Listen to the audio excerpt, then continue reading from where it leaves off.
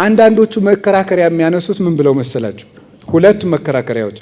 የመጀመሪያው ክርስቶስ የሚባል ሰው ቢኖር ኑሮ በእጁ የጻፈው እንዴት አንድ ብጣሽ ብራና ይታጣል?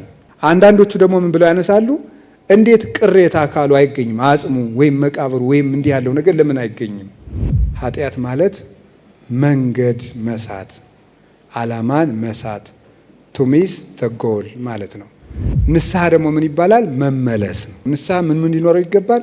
ቁጭት፣ ጸጸት፣ ለቅሶ፣ ሐዘን ሊኖረው ይገባል። አላበጀሁም ማለት ሊኖረው ይገባል። ንስሐ ግን ፍሬ ነገሩ ምንድን ነው ሲባል ንስሐ ማለት ወደ እግዚአብሔር መመለስ። ማንም ሰው የሚጽፈው ንጹህ ወረቀት ሲያገኝ ነው። ስርዝ ድልዝ ላይ የሚጽፍ ሰው የለም። ንጹህ ወረቀት ሲያገኝ ወይም የተዳመጠ ብራና ሲያገኝ የሚጽፈው። እግዚአብሔርም ሕጉን የሚያሳድርበት ንጹህ ልብ፣ ንጹህ ሰውነት ሲያገኝ ነው። መጽሐፍ ቅዱስ ለምን ተጻፈ ብትሉን ሰውን ንስሐ ለማስገባት ነው፣ ወይም ሰውን ለመመለስ ነው።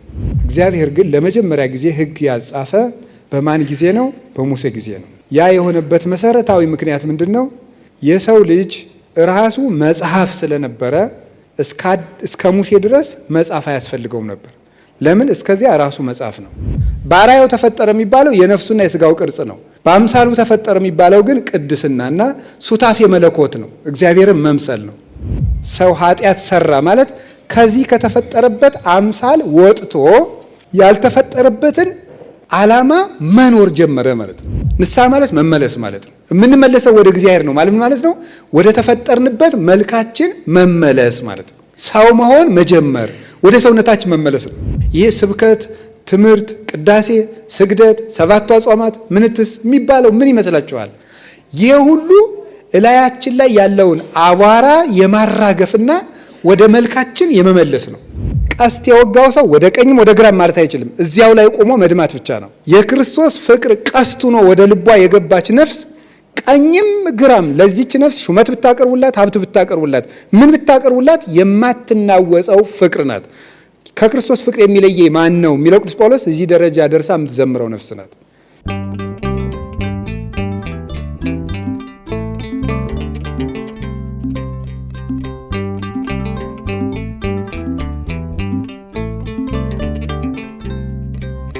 በስመ አብ ወወልድ ወመንፈስ ቅዱስ አሐዱ አምላክ። በስመ አብ ወወልድ ወመንፈስ ቅዱስ አሐዱ አምላክ። በስመ አብ ወወልድ ወመንፈስ ቅዱስ አሐዱ አምላክ። ንስሐ በቅድስት ቤተ ክርስቲያን እጅግ ቦታ የተሰጠው ትምህርት ነው። ያን የምታውቁበት ሁለት ሶስት መሰረታዊ ጉዳዮች አሉ። የመጀመሪያው መንግስተ ሰማያት ቀርባለችና ንስሐ ግቡ የሚለው ስለ ንስሐ ክብር የሚያሳይ ነው። የንስሐን ክብር በመጽሐፍ ቅዱስ እጅግ በሚያስደንቅ ሁኔታ ክብር ተሰጥቶ ታገኛላችሁ። የመጀመሪያው ከአዳም ጀምሮ እስከ ሙሴ ድረስ ያሉት መጻሕፍት በሙሉ እግዚአብሔር ነቢያትን የላካቸውና መላእክትን የላካቸው ሕዝቡን ወደ ንስሐ ምን እንዲሉ ነው? እንዲጠሩ ነው። የ46ቱ የብሉይ ኪዳን መጻሕፍት ዓላማ ሰውን ወደ ንስሐ ለመጥራት ነው። ሰውን ወደ ንስሐ ለመጥራት ነው። ከእግዚአብሔር እቅፍ ወጥተው የነበሩት ሰዎች ተመየጡ እትመየጠክሙ፣ እናንተም ወደ እኔ ተመለሱ በሕግ በአምልኮት እኔም ወደ እናንተ በረድኤት እመለሳለሁ እያለ እግዚአብሔር ሕዝቡን ያስተማረበት ነው። እና መጽሐፍ ቅዱስ ለምን ተጻፈ ብትሉን ሰውን ንስሐ ለማስገባት ነው፣ ወይም ሰውን ለመመለስ ነው። ሰውን ለመመለስ ነው። ኃጢአት የሚባለው ነገር በዕብራይስጡ ካታህ ይባላል። ወደኛ ስንመልሰው ኃጢአት ማለት ከዓላማ መውጣት ወይም መንገድን መሳት ማለት ነው። መንገድ ስቶ መሄድ ማለት ነው። ኃጢአት ማለት ስነ መለኮታዊ ትርጉሙ ኃጢአት ማለት መንገድ መሳት፣ ዓላማን መሳት፣ ቱሚስ ተጎል ማለት ነው። ፊት ለፊት የሚሄዱበትን መስመር ስቶ መሄድ፣ እሱ ምን ይባላል? ኃጢአት ይባላል። ስለዚህ ኃጢአት መውጣት ነው፣ ከመስመር መውጣት ነው። ንስሐ ደግሞ ምን ይባላል? መመለስ ነው። ንስሐ ማለት ጸጸት ማለት ነው ተብሎ ተምራችኋታል። ንስሐ ተጸጸተ፣ ንስሐ ጸጸት ተብሎ ተምረናል። እሱ የንስሐው ይዘት ነው። የንስሐው ይዘት ነው። ንስሐ ምን ሊኖረው ይገባል? ቁጭት፣ ጸጸት፣ ለቅሶ፣ ሐዘን ሊኖረው ይገባል። አላበጀሁም ማለት ሊኖረው ይገባል። ንስሐ ግን ፍሬ ነገሩ ምንድን ነው ሲባል ንስሐ ማለት ወደ እግዚአብሔር መመለስ። ስለዚህ መጽሐፍ ራሱ የተጻፈልን መጽሐፍ ቅዱስ የተጻፈልን ሰውን ወደ እግዚአብሔር መመለስ ነው። እንግዲህ ታውቃላችሁ ከአዳም ጀምሮ እስከ ሙሴ ድረስ እግዚአብሔር መጽሐፍ አልጻፈም። ከአዳም እስከ ሙሴ መጽሐፍ አላጻፈም። መጽሐፈ ሄኖክ፣ መጽሐፈ ኢዮብ ለምልክት ለአምልኮተ እግዚአብሔር ምስክር እንዲሆኑ ከመጻፋቸው በቀር እግዚአብሔር ግን ለመጀመሪያ ጊዜ ሕግ ያጻፈ በማን ጊዜ ነው? በሙሴ ጊዜ ነው። ያ የሆነበት መሰረታዊ ምክንያት ምንድን ነው? የሰው ልጅ ራሱ መጽሐፍ ስለነበረ እስከ ሙሴ ድረስ መጽሐፍ አያስፈልገውም ነበር። ለምን? እስከዚያ ራሱ መጽሐፍ ነው። ሊቁ ቅዱስ ዮሐንስ አፈወርቄን ሲናገር ወበከመ ይጻፍ መጽሐፍ በቀለም ከማሁ ይጻፍ ልቡናነ በመንፈስ ቅዱስ፣ መጽሐፍ በቀለም እንደሚጻፈው ሁሉ ልቡናችን በመንፈስ ቅዱስ ይጻፋል ይላል። እንደ ሰሌዳው እንደ ብራናው የኛ ልቡና አለ፣ እንደ ጸሐፊው የመንፈስ ቅዱስ እጅ አለ። ስለዚህ የሰው ልጅ የእግዚአብሔር መጽሐፍ ነው ማለት ነው። የእግዚአብሔር መጽሐፍ ነው። እስከዚያ ድረስ መጽሐፍ ያልተጻፈበት ምክንያት እስከዚያ የነበሩ አባቶች ራሳቸው መጽሐፍ ነበሩ። ያ ማለት ማንም ሰው የሚጽፈው ንጹሕ ወረቀት ሲያገኝ ነው። ስርዝ ድልዝ ላይ የሚጽፍ ሰው የለም።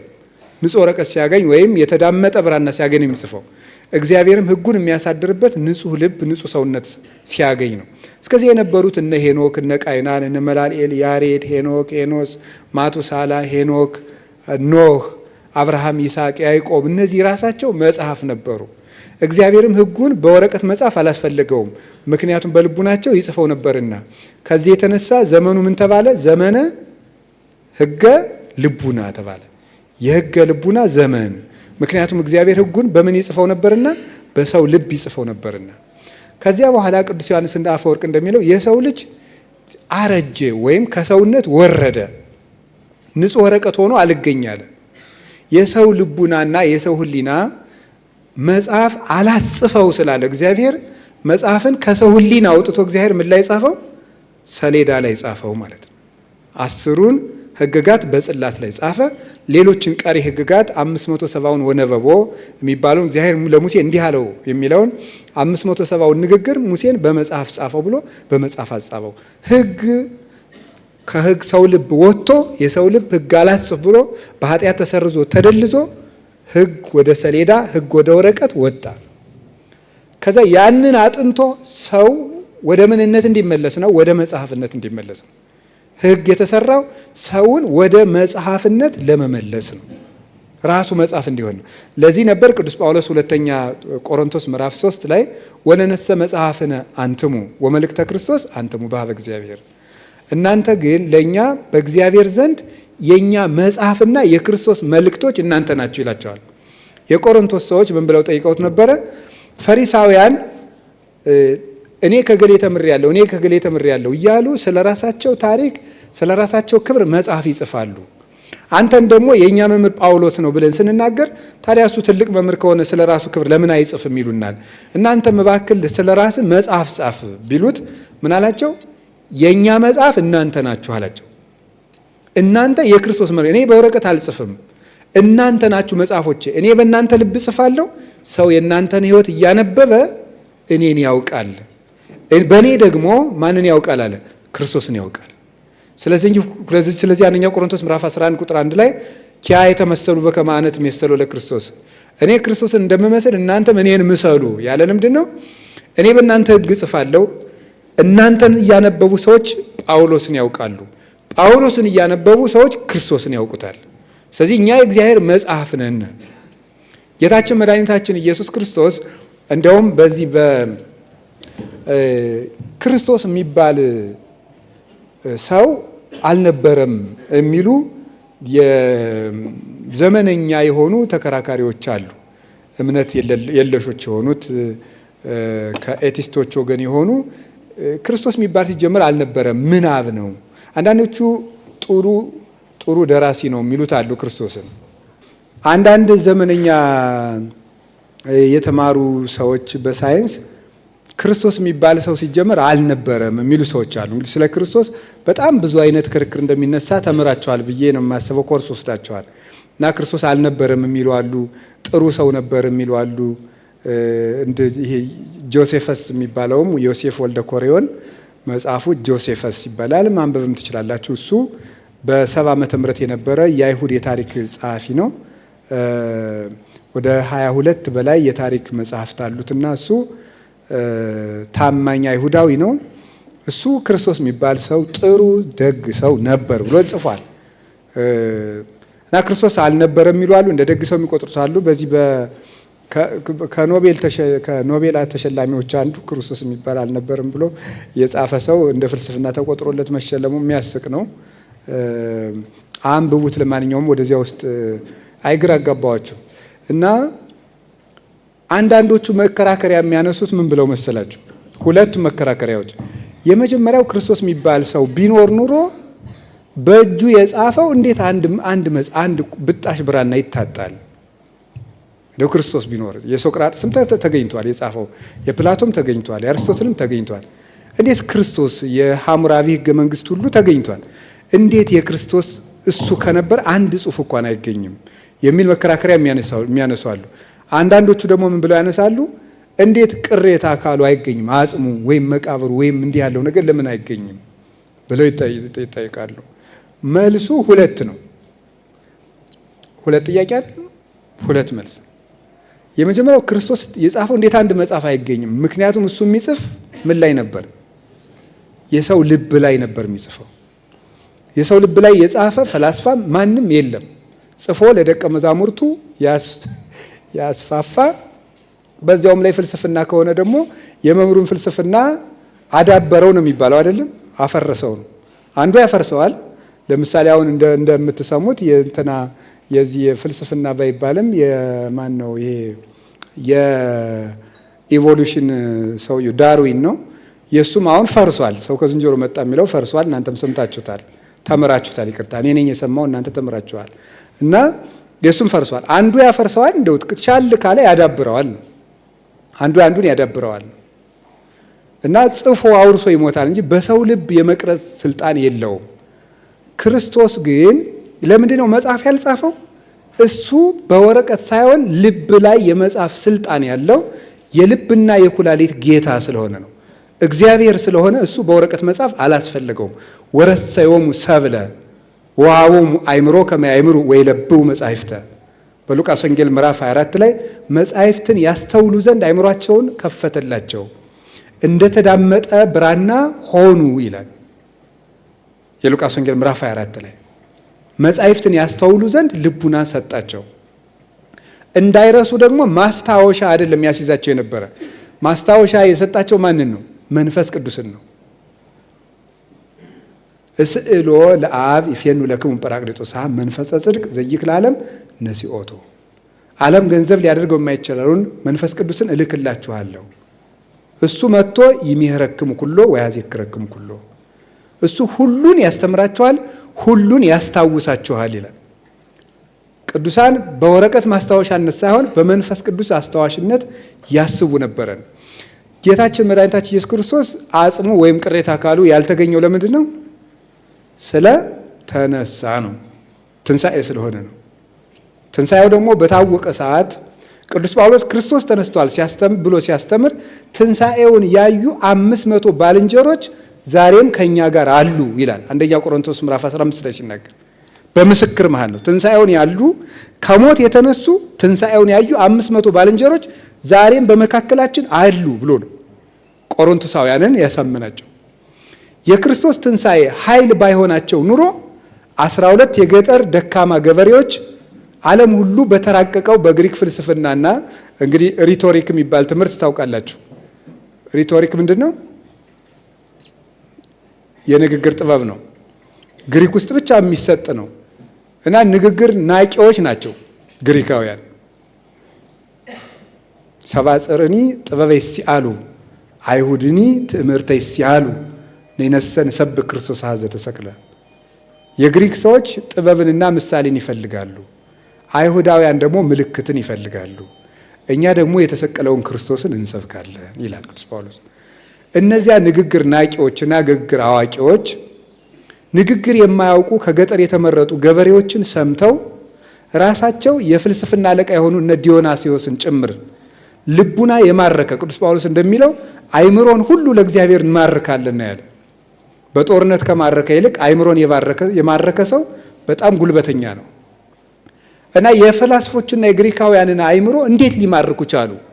የክርስቶስ የትንሣኤው ኃይል እውነት ስለሆነ እውነት ከጉልበት ሁሉ በላይ ከጥበብ ጉልበት፣ ከጦር ጉልበት፣ ከመንግስት ጉልበት ሁሉ በላይ ስለሆነ የእውነት ጉልበት በእውነት ጉልበት ሞትን ሳይቀር አሸንፈዋል እነዚህ ቅዱሳን።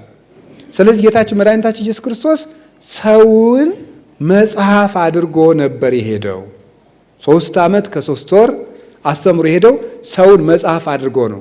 ሰውን መጽሐፍ ማለት ወደ እግዚአብሔር አምሳል መመለስ ነው። ሰውን ወደ እግዚአብሔር አምሳል መመለስ። እንግዲህ የእግዚአብሔር አምሳል የሚባለው ኢሜጅ እና ላይክነስ ይባላሉ። እንግሊዘኛ ስናገር ቅር እንዳትሉ፣ እናንተ እንኳን ግዕዝ ትዘነጥላላችሁ። እንኳን አንዳንድ ጅላጅል እንግሊዘኛ መናገር ማለት ነው። እና እኔ ደግሞ ሳልዘለጥን ነው የምናገር፣ እናንተ እዚህ እየዘነጠላችሁ ነው የምታወሩ። እኔ እንግሊዘኛውን አልዘነጥለውም፣ የማውቀውን ነው የምናገር፣ የማላውቃትን አልነካም። ኢሜጅ እና ላይክነስ የተለያዩ ናቸው። ኢሜጅ የሚባለው ቅርጽ የሚባለው ነው። አርአያ የሚባለው ነው ቅርጹ። የሰው ከእግር ጥፍሩ እስከ ራስ ጠጉሩ የተባለው ኢሜጅ ይባላል። አምሳል ወይም ላይክነስ የሚባለው ደግሞ ነፍስና ቅድስና ነው። ሰው በነፍሱ ለባዊነት፣ ነባቢነት፣ ሕያውነት የሚባለው ይሄ ቅርጽ ነው። አሁን ይሄም ኢሜጅ ነው። ሰው በዚህ ነው እግዚአብሔር የሚመስለው። ነፍሱ ልብነት፣ ቃልነት፣ ትንፋስነት አላት። ቅርጿ ናት። ሥላሴን ትመስላለች። ሰው ነፍስና ስጋን የተዋቀረ ነው። 2 አካላት አሉት። ነፍስና ስጋው ሰውየው አንድ ሰው ነው። ነገር ግን ነፍሱ ወደ ስጋ፣ ስጋው ወደ ነፍስ አለመለወጣቸው መለኮትና ትስብእት በተአቅቦ ለመኖራቸው ለተዋሕዶ ምሳሌ ሆኖ የተፈጠረ ነው ሰው። ይሄ የሰው ልጅ ለምስጢረ ሥላሴና ለምስጢረ ስጋዌ አርአያ፣ ሰውም በአርአያችን እንፍጠር ማለት ይሄ ነው። አርአያ የሚባለው እሱ ነው። አምሳል የሚባለው ግን ቅድስና፣ ሱታፊ አምላክ የሚባለው ነው። እግዚአብሔርን መምሰል የሚባለው ዘላለማዊነት፣ ሕያውነት፣ ስዋሬ፣ ሁሉን ማወቅ፣ ተሰጥሞ ብርሃን ወይም ታኦሪያ፣ በግሪኩ ቲዮሪያ ይባላል። በግዕዙ ሲመልሱት ታኦሪያ ብለውታል። ተሰጥሞ ብርሃን፣ በብርሃን ውስጥ መዋኘት ማለት ነው። ስለዚህ ሱታፊ አምላክ፣ ይቺ በእግዚአብሔር አምሳል ተፈጠርን ወይም በእግዚአብሔር አምሳል ተፈጠርን የሚባለው ሰው መጨረሻ ላይ የሚደርስባት የእግዚአብሔርን ቅድስና የሚያገኝባት ማዕረግ ነው። ሰው በእግዚአብሔር አምሳል ተፈጠረ። በአርአያው ተፈጠረ የሚባለው የነፍሱና የስጋው ቅርጽ ነው። በአምሳሉ ተፈጠረ የሚባለው ግን ቅድስናና ሱታፌ መለኮት ነው። እግዚአብሔርን መምሰል ነው። እግዚአብሔርን ሲመስል ምሳሌው አካሉን እየመሰለ እየተጠጋ ሲሄድ አካሉ የሚያደርገውን ማድረግ ይችላል። እግዚአብሔር ስውር እንደሆነ ቅዱሳን ይሰወራሉ። እግዚአብሔር እንደሚያቃጥል ቅዱሳን ያቃጥላሉ። እግዚአብሔር ጠፈር ደፈር እንደማይከለክለው ረቂቅ እንደሆነ በተዘጋ ቤት ይገባሉ። እግዚአብሔር ዘላለማዊ እንደሆነ ዘላለማውያን ይሆናሉ። እግዚአብሔር ፍቅር እንደሆነ ሳይመርጡ ሰውን ይወዳሉ። እግዚአብሔር ሰላም እንደሆነ የማይታወቅ ሕይወት ይኖራቸዋል። ይሄ አምሳለ እግዚአብሔር ይባላል። ስለዚህ ኃጢአት ማለት ሰው ከዚህ ወጣ ማለት ነው። ሰው ኃጢአት ሰራ ማለት ከዚህ ከተፈጠረበት አምሳል ወጥቶ ያልተፈጠረበትን ዓላማ መኖር ጀመረ ማለት ነው። ሰው ለዚህ ነው የተፈጠረው። ወዳልተፈጠረበት ዓላማ ሲሄድ ኃጢአት ይባላል። መውጣት። ሰው እየሰማችሁ ነው። እግዚአብሔር ይስማ። ኃጢአት ስንሰራ የሆነ ሰውን እንደማስቀየም፣ ለምሳሌ የሆነ ሰው እስክሪብቶውን ብሰርቀው በደልኩት ነው። አሁን ኃጢአት ስንሰራ እግዚአብሔርን ማስቀየም ብቻ አይደለም። እግዚአብሔርን ማስቀየም ይቅርታ፣ ሰውን ማስቀየም እና ራስ መጉደል የተለያዩ ነገሮች ናቸው። አንድ ሰው ሰውን ይደበድበዋል። ሰውን ስለደበደበ ግን መልሶ ካልወረወረበት የእሱ አካል ሊደማ አይችልም። ኃጢአት ግን ችግሩ ምንድን ነው? ወደ እግዚአብሔር የምንወረውረው ድንጋይ አይደለም፣ እኛን የሚሰብር ነው፣ እኛን የሚያጎለን። አንድ ሰው አንድ ቃል ቢናገርና ቢሳደብ እግዚአብሔርን በደለ ብቻ ሳይሆን እሱ ከተፈጠረበት አምሳል ወጣ ይባላል። ከሰውነት ወጣ፣ ከዛ ወደ ዝንጀሮ፣ ወደ እንስሳ፣ ወደ አራዊት፣ ከዛ መጨረሻ ላይ ወደ ጋኔንነት ይሄዳል ማለት ነው። ልቡ እየደነደነ ሲሄድ ሰማችሁ። ንስሐ ማለት ሰውን ወደ ተፈጠረበት መልክ የሚመልሰው ማለት ነው። ንስሐ ማለት መመለስ ማለት ነው። የምንመለሰው ወደ እግዚአብሔር ነው ማለት ነው። ወደ ተፈጠርንበት መልካችን መመለስ ማለት ነው። ሰው መሆን መጀመር፣ ወደ ሰውነታችን መመለስ ነው። እንግዲህ ሰው እንደምታውቁት ነው። አፈር ተከምሮበት የነበረ ወርቅ ትንሽ ስናነሳለት ብልጭ ይላል፣ ትንሽ ስናነሳለት ብልጭ ይላል። መጨረሻ ላይ ወርቁ በሳት ስንጠብሰው ማብራት ይጀምራል። እኛም ስንመለስ ስንስተካከል መጨረሻ ላይ ይሄ ስብከት፣ ትምህርት፣ ቅዳሴ፣ ስግደት፣ ሰባቱ አጽዋማት፣ ምንትስ የሚባለው ምን ይመስላችኋል? ይህ ሁሉ እላያችን ላይ ያለውን አቧራ የማራገፍና ወደ መልካችን የመመለስ ነው። ምክንያቱም ሰው በቆፈር ተደርጎ እንደ ወርቅ የሚገኝ መልክ አይደለም ያለው፣ ፎቶ አይደለም የሰው ልጅ። ይሄ ሸረሪት የወረረውን ስዕል ወይም ፎቶ ጠረግ እንደምናደርገው ዝም ብሎ ጠረግ የሚደረግ አይደለም። የሰው ልጅ መልኩ ትልቅ እንደሆነ የሚጫነው አቧራም ትልቅ ነው። ያ እንዲለቀው ነው። አያችሁ፣ ይሄ ሁሉ ማንጻት ነው። ከዓመት ከ365 ቀን ከ200 በላይ ያለው እንድንጾም የሚደረገው እንድንነጻ ነው፣ ማንጻት ነው። ቅዳሴ የሚቀደሰው ለምንድን ነው? ለማንጻት ነው። አብ ወልድ መንፈስ ቅዱስ ያነጽሁ፣ አብ ወልድ መንፈስ ቅዱስ ያጸርዩ፣ አብ ወልድ መንፈስ ቅዱስ ይቀድሱ። የማንጻት ስራ ነው የሚሰራው። ቄሱ ምንድን ነው የሚያደርገው? ቄሱ ቅዳሴ ሲቀድስ ምን ያደርገው ነው የሚገባው? መጀመሪያ እግሩን አናጽቶ ነው የሚገባው ቅዳሴ ሲገባ። አዎ እሱም የሚነጻበትን ስራ ነው የሚሰራው። ህዝቡንም ለማንጻት ነው ቅዳሴ የሚገባው። እጁን ይታጠባል። ህዝብ ማነጻ ነኝ ማለቱ ነው። ዲያቆኑ ያስታጥባል። እኔ ደግሞ ህዝቡን በማንጻት ውስጥ ተላላኪ ነኝ ማለቱ ነው። የመንጻት ስራ ነው። ቅዳሴው መንጻት ነው። ጾሙ መንጻት ነው። ስግደት ለመንጻት ነው። ስብከት ለመንጻት ነው። ሊቅ ለመሆን ኦርቶዶክሳዊ ስብከት የለም። ስኮላስቲክ ቴዎሎጂ የሚባለው የምዕራቡ ቴዎሎጂ ነው። ሁለት ቴዎሎጂ አለ። የምስራቁ ቴዎሎጂ እና የምዕራቡ ቴዎሎጂ። የምስራቁ ቴዎሎጂ የሚባለው እኛ ነን። ምስራቃውያን የምንባለው ኦሪየንታል ማለት በራሱ ምስራቃውያን ማለት አይደለ? አሃት አብያተ ክርስቲያን የሚባለው ምስራቃውያን ነን እኛ የምንከተለው መራቀቅ ላይ፣ ሊቅነት ላይ፣ መጽሐፍ ቅዱስን ማጥናት ላይ አይደለም። እኛ መጽሐፍ ቅዱስ አጥኚዎች አይደለንም በፍጹም። መጽሐፍ ቅዱስን ነዋሪዎች ነን እንጂ ሊቆች አይደለንም። ሊቅ ለመማር መጽሐፍ ቅዱስን የተማረ በቤተ ክርስቲያን ታሪክ መምህር ኖሮ አያውቅም። ሐዋርያትን ራሱ እግዚአብሔር ለማሳወቅ ያስተማረው ስብከት አይደለም። ታውቃላችሁ ግን የእግዚአብሔር ሰዎች ወንጌልን እግዚአብሔር ለምን እንደተናገረው ታውቃላችሁ? ወንጌል እኮ ሐዋርያትን ለማንጻት የተናገረው ነው። ለእኛ ትምህርቱ ነው የተጻፈ። ታቀቡኬ እምብህኦሙ ለፈሪሳውያን፣ ከፈሪሳውያን እርሾ ተጠበቁ ንጹ ይላቸዋል። ለማንጻት ነው ይሄን ያደርጋቸው። እያንዳንዷ ነገር ማለት ነው። ወዘሰ አዝቅ እይፈሪ ይገምድዎ ወይ ገድፍዎ አፋ ወያውእይዎ በእሳት። ፍሬ የማያፈራውን ዛፍ አለ ይቆርጡታል። ማንጻት ነው እኮ ይሄ። እግራቸውን አጠባቸው፣ ማንጻት ነው። እኔ ካላጠብኩ እድል ፈንታ ለማያጠብኩ ገሪከ አልበከ ክፍል ምስሌ፣ እኔ ካላጠብኩ ከኔ ጋር እድል ፈንታ የለኝም። ማንጻት ነው። ብፁዓን ንጹሐነ ልቡናቸው ንጹሐን የሆኑ ዳን ክቡራን ናቸው። እስመ ሙንቱ ይሬእይዎ ለእግዚአብሔር፣ እግዚአብሔርን ያዩታልና። አንድ ኦሪት ዘዳግም ላይ አንድ ኃይለ ቃል አለና ወኢትሐምጋ እደዊሁ ለሙሴ ወኢማሰና፣ የሙሴ ዕድሜ 120 ነበረ። 120 ዓመት ሲኖር ግን የሙሴ ዓይን አልደፈረሰም ነበር ይላል። አሁን የኛ ዓይን 40 50 ሲሆን እየፈሰሰ ይሄዳል አይደል? ሙሴ በ120 ዓመቱ ዓይኑ አልደፈረሰም ይላል መጽሐፍ ቅዱስ። ሊቃውንቱን ሲተረጉሙት እግዚአብሔርን እያየ ኖሯልና አለ። እግዚአብሔርን ያየ ዓይን ምን አይልም? አይደፈርስም። የሙሴ ዓይን ያልደፈረሰው እግዚአብሔርን ያየ ስለነበረ ነው። ስለዚህ ለማንጻት ነው።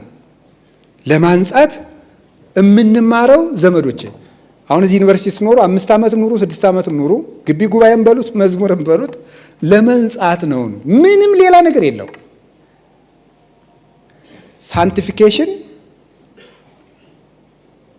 ፒዩሪፊኬሽን እና መጨረሻው ዲቫናይዜሽን ይባላሉ። የመጀመሪያው ማንጻት ነው።